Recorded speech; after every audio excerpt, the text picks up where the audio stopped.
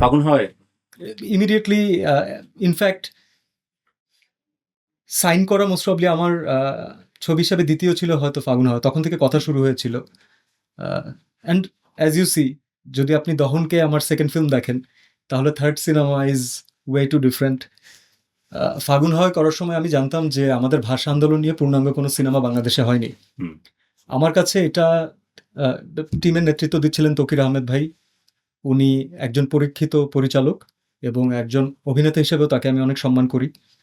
আমার টিভি থেকেই খুবই পছন্দের একজন আর্টিস্ট উনি।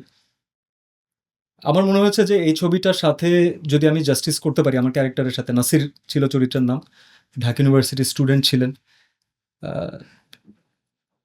এই ক্যারেক্টারটা থেকে যাবে, এই ছবিটা থেকে যাবে। True.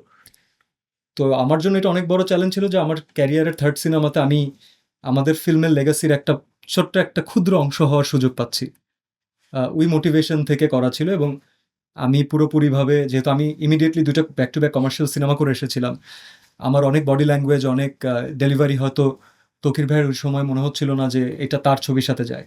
তো আমি সবার আগে জানার চেষ্টা করেছি যে তার কি দরকার, এবং যেই মুহূর্তে আমি জেনেছি, তারপর থেকে উনি সেটে আর কোনো তুলা অথবা সুজন শাহকে উনি পাননি, উনি ওনার নাসিরকে পেয়েছেন অলওয়েজ।